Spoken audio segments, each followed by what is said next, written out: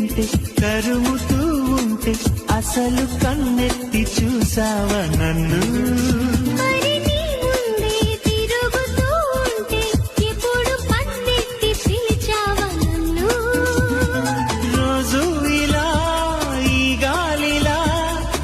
చెవిని తాకేది నేనేగా